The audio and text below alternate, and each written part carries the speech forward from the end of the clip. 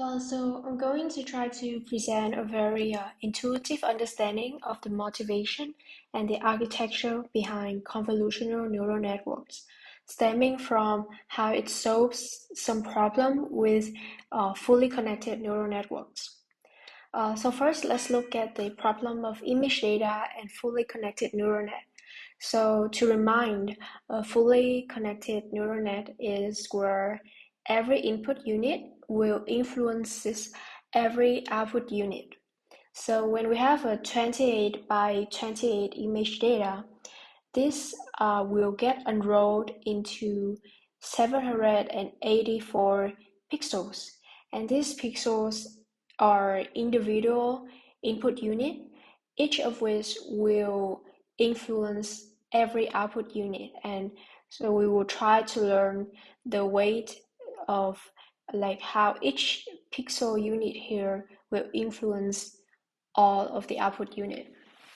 So this is like the background of the problem. And so for this approach, we will face some problems. Like first, it doesn't scale well.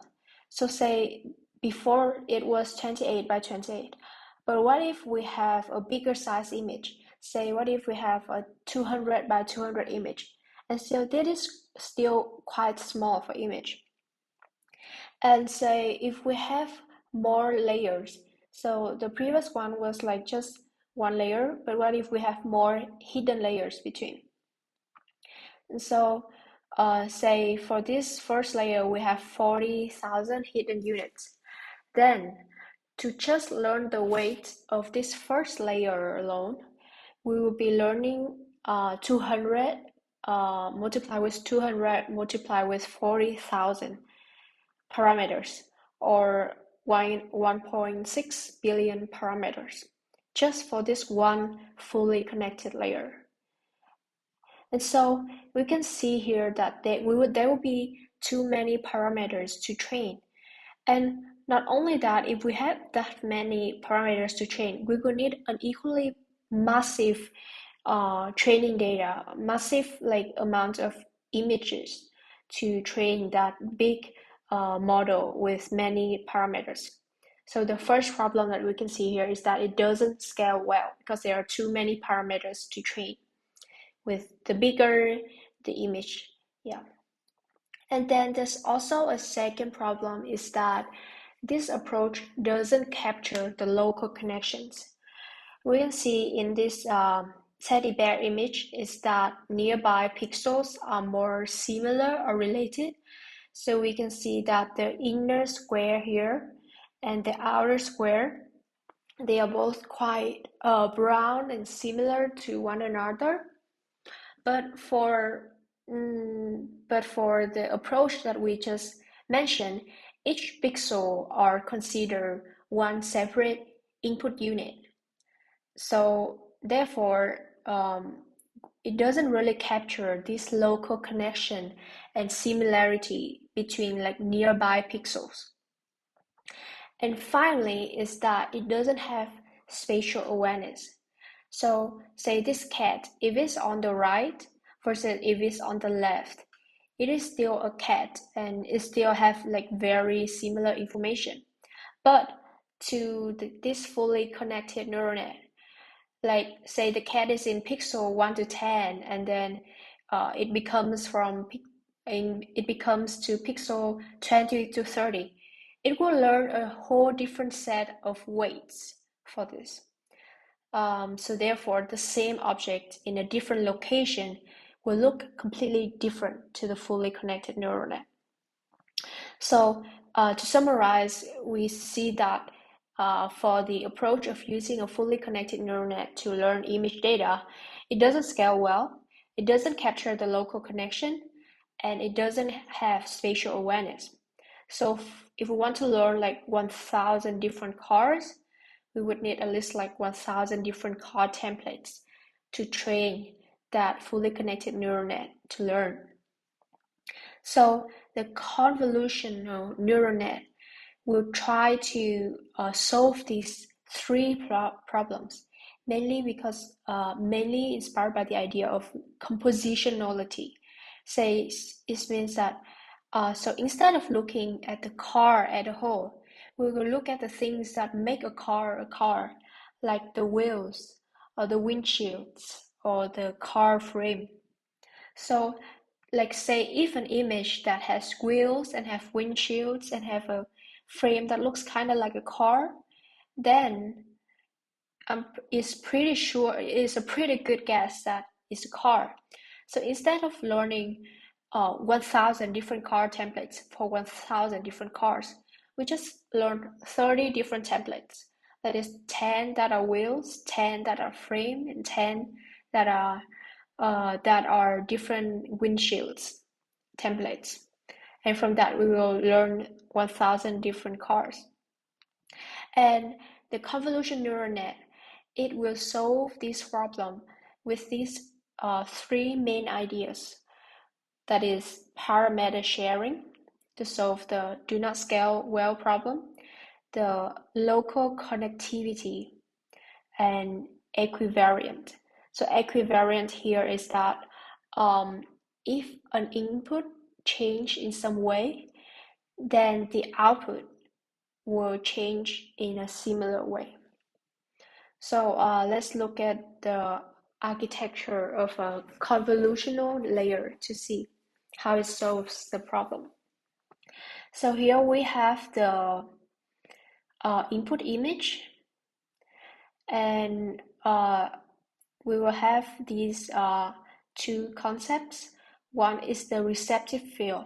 So the receptive field is like a patch or a square lens at which we are looking at the input image. So here we see that the receptive field here is the green square here is over here. So we are looking at these pixels in the image. And so this receptive field, it will glide over the entirety of the image. So imagine my mouse here is this green square. So it will slide over the entire image. Instead of looking at one pixel at a time, it will be looking at a whole patch, a whole big lens at a time. Then we will also have a kernel, also called a filter, where it will be like a fixed set of weight, like not really fixed, but more like with the receptive field gliding over this image. Each time it will multiply the pixel values here with this same kernel, with this one kernel. And this kernel or this set of weight will be learned during training. So like with any receptive field in the image, it will be multiplied with this one kernel. So it will be reused for every receptive field.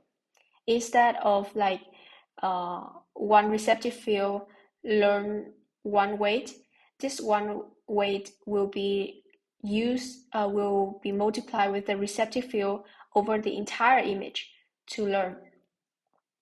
Yeah. So and finally we have the output feature map. So it's just matrix multiplication here. So with each receptive field, we will multiply it with the set of weight or the kernel that I said.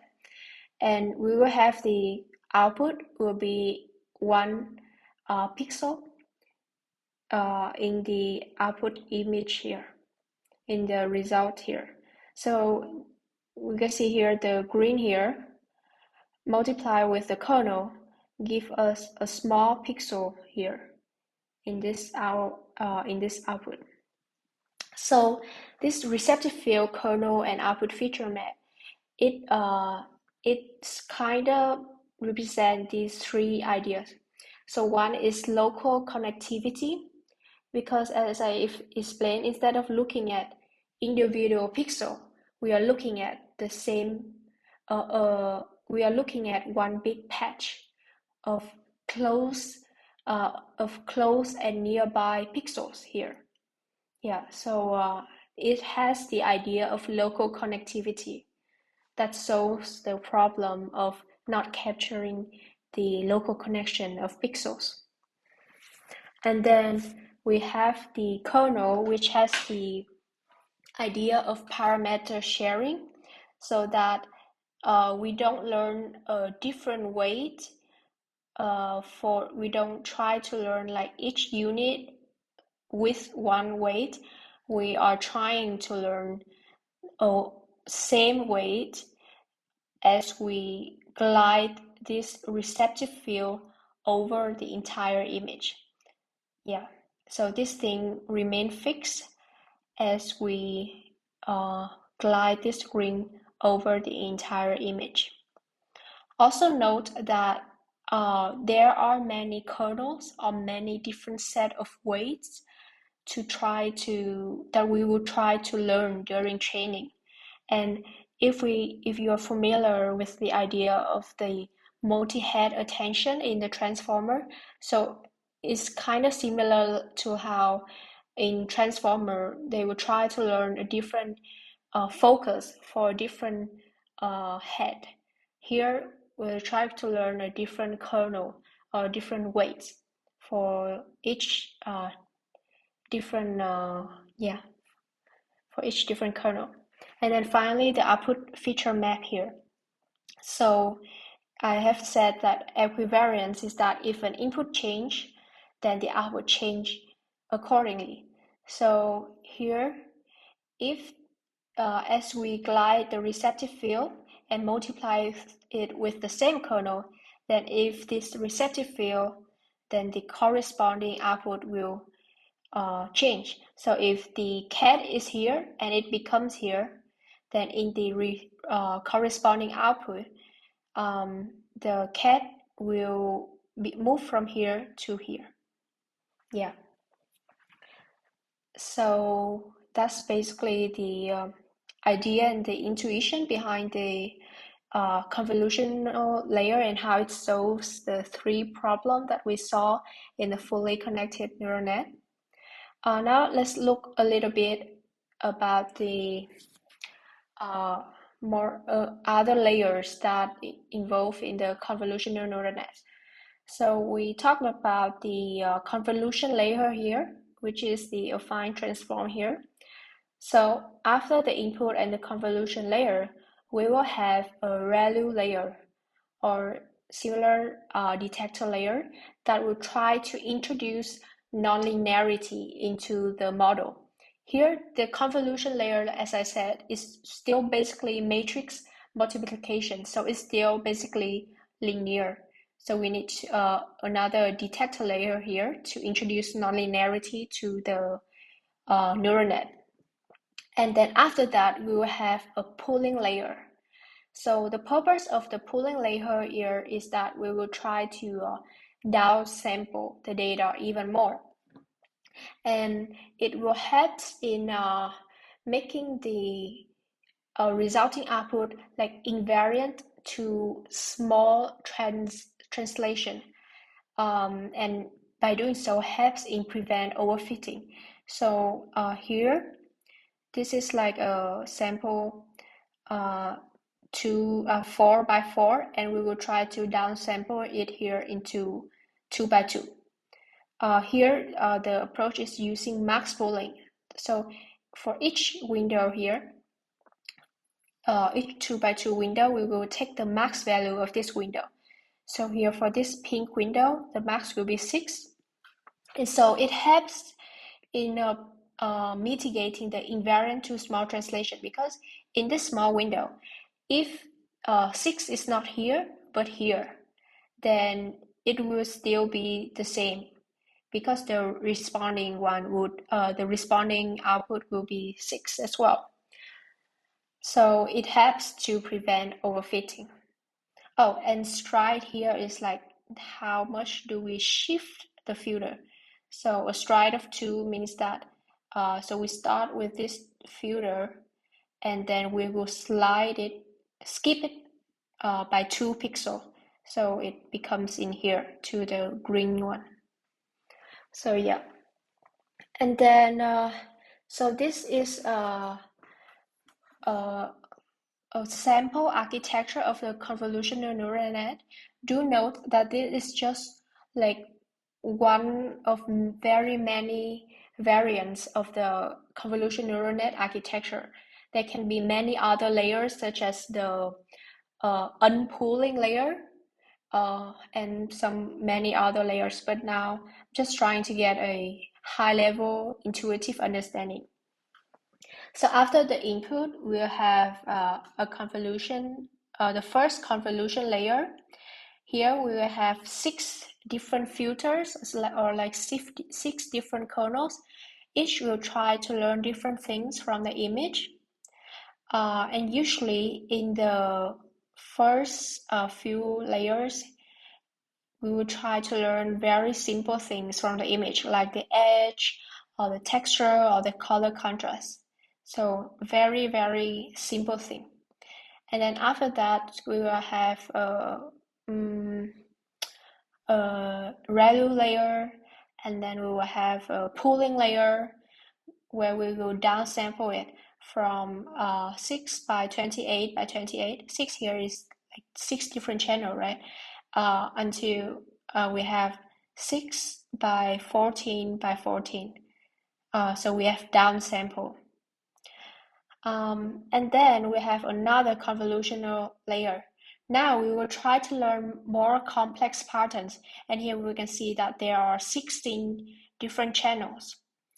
So try to focus on different things. So complex pattern here can be, one can be looking at the sleeves, one can be looking at the color of the shirt. Yeah, something like that. So here we will have like each kernel to be quite complex like capturing quite complex patterns. And then we will have another pooling layer. So after this pooling layer, we will have something like each kernel will be something like how confident I am that this how confident I am that I see sleeps, or how confident I am that I see a color here. And so right now we are having like very separate kernels. Like we are looking at the composition, a small breakdown of the image instead of the whole image as a whole. So we would need something to tie this separate composition together. So that's why we will still need to flatten it and try to learn from these channels here by adding some fully connected layers afterwards, so that after that we can, from the information we have about how confident I am that I am looking at some sleeves, and how confident I am that I am looking at some color, then from that information we can have some fully connected layers afterward to give a confidence score of like how likely is it a t-shirt, and how likely is it a bag and ankle input, and so on. So this is a sample architecture for the classification task using convolutional network.